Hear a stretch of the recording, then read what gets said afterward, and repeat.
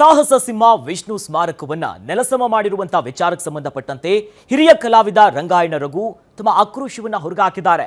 ಸ್ಮಾರಕವನ್ನ ಧ್ವಂಸ ಮಾಡಿದ್ದು ನಿಜಕ್ಕೂ ನೋವು ತಂದಿದೆ ನಮಗೆ. ಹುಬ್ಬಳ್ಳಿಯಲ್ಲಿ ಬೇಸರವನ್ನ ಹೊರಗಾಕಿದ್ದಾರೆ ರಂಗಾಯಣ ರಘು. ವಿಷ್ಣು ಅಭಿಮಾನಿಗಳಿಗೆ ತೀವ್ರ ನೋವನ್ನ ಉಂಟು ಮಾಡಿದೆ.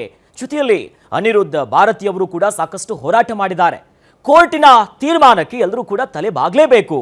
ವಿಷ್ಣುವರ್ಧನ್ ಇದ್ದಾಗಲೂ ಕೂಡ ಸಾಕಷ್ಟು ಸಂಕಷ್ಟವನ್ನ ಅನುಭವಿಸಿದ್ದಾರೆ. ಅವರು ಹೋದ್ಮೇಲೂ ಕೂಡ ಇಂಥ ಸಂಕಷ್ಟವನ್ನ ಅನುಭವಿಸ್ತಿರೋದು ನಿಜಕ್ಕೂ ಬೇಸರವನ್ನ ತಂದಿದೆ ಅಂತ ಹೇಳಿದ್ದಾರೆ. ಅವರೇ ಹೇಳಿದ್ರು, ಕಲ್ಲಾದರೆ ನಾನು ಬೇಲೂರ ಗುಡಿಯಲ್ಲಿ ಇದ್ದೀನಿ, ಮಣ್ಣಾದರೆ ನಾನು ಚಾಮುಂಡಿ ತತ್ವದಲ್ಲಿ, ಮರವಾದರೆ ನಾನು ಮತ್ತೆ ಹೊರೆಯಾದರೆ ನಾನು ಕಿತ್ತೂರು ರಾಣಿ ಚೆನ್ನಮ್ಮನ. ಇಷ್ಟು ಥರದಲ್ಲಿ ನಾನು ಕರ್ನಾಟಕದಲ್ಲಿ ಹಿಂಗಿರ್ತೀನಿ ಅಂತಂದರು.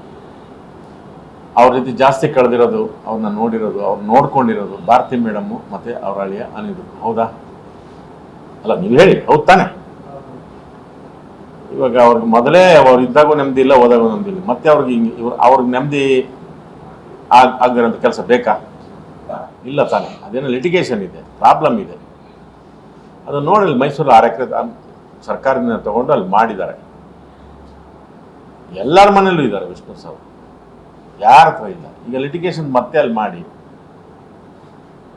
ಮತ್ತೆ ಸಮಸ್ಯೆ ಮಾಡ್ಕೋಬೇಕಾ? ಅದ್ರ ಅವ್ರಿಗೆ ಅಲ್ದ್ರೆ ಹೇಳಿ, ಅವ್ರಿಗೆ ಅಲ್ದ್ರೆ ಭಾರತಿ ಮೇಡಮ್ಗೂ ಮತ್ತು ಅನಿರುದ್ಧ ಅವ್ರಿಗೆ ಅಲ್ಲಿಗೆ ಗೊತ್ತಾಗ್ತಿರ್ಲಿಲ್ವಾ? ಅವತ್ತಿನ ದಿನ ಅವತ್ತೆಲ್ಲರೂ ಇದ್ವಿ, ಮತ್ತು ಅಂಬರೀಷಣ ಇದ್ದರು, ಸರ್ಕಾರ ಮೋಸ್ಟ್ಲಿ ಕುಮಾರಸ್ವಾಮಿ ಅವ್ರ ಸರ್ಕಾರ ಅಂದ್ಕೊಂಡಿದ್ದು ಅವತ್ತೇನೋ ಒಂದು ತೀರ್ಮಾನ ಮಾಡಬೇಕು ಅಂತ ಅಂದ್ಕೊಂಡು ಅದನ್ನು ಅಲ್ಲಿ ಮಾಡಿದ್ರು. ಆಮೇಲೆ ಎಲ್ಲ ಇದ್ದು ಇಲ್ಲೇ ಮಾಡೋಣ ಅಂತ. ಅದಾಗಲಿಲ್ಲ. ಪ್ರಾಬ್ಲಮ್ ಇದೆ, ಅದು ಕೋರ್ಟಲ್ಲಿದೆ. ಕೋರ್ಟ್ ಎಲ್ರಿಗಿಂತ ದೊಡ್ಡದಲ್ವಾ? ಇವಾಗ ಬಾಲಣ್ಣವ್ರ ಮನೆಯವರು ಬಿಡ್ರಿ, ಸಾವಿರಾರು ಎಕರೆ ಇದೆ ಅವ್ರಿಗೆ. 8 ಎಕರೆ ಕೊಟ್ಟುಬಿಡ್ತಿದ್ರು. ಅವರು ಸಂಕಟದಲ್ಲಿದ್ದಾರೆ ತಾನೆ.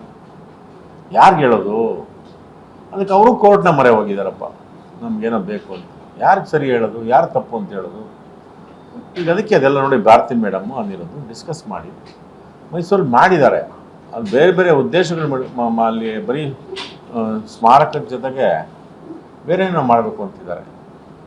ಅದೇನೋ ನನಗೆ ಅದು ಹೌದಪ್ಪ, ಅವ್ರಿಗೆ ಅಟ್ಲೀಸ್ಟ್ ಅವ್ರು ಹೋದ್ಮೇಲೆ ಸಹಿತ ಅಲ್ಲೊಂದು ಬೇರೆ ಥರದ್ದೊಂದು ಪ್ರವಾಸಿ ತಾಣ ಆಗಬೇಕು, ಅದು ಒಂದು ಟ್ರೈನಿಂಗ್ ಸೆಂಟರ್ ಮಾಡಬೇಕು ಅಂತಿದ್ದಾರೆ, ಕನಸು ಮಾಡಬೇಕು ಅಂತಿದ್ದಾರೆ. ಒಂದು ಈಗ ನೋಡಿ, ದುಃಖ ಇರುತ್ತೆ ಎಲ್ಲರಿಗೂ, ಅಭಿಮಾನ ಅವ್ರದ್ದೇ ಆದ ರೀತಿಯಲ್ಲಿ ನಮ್ಗೆ ಇಲ್ಲೇ ಆಗಬೇಕು ಅಂತಾರೆ, ಹೇಳ್ತಾರೆ. ಕಾನೂನಾತ್ಮಕವಾಗಿ ಎಷ್ಟು ಸರಿ ಅಲ್ಲ ಹೇಳಿ. ಅವ್ರೊಂದು ಹೇಳಿದ್ರು, ಅದಕ್ಕೆ ತಥಾಸ್ತು ದೇವ್ರು ಅಂದ್ಬಿಟ್ರು.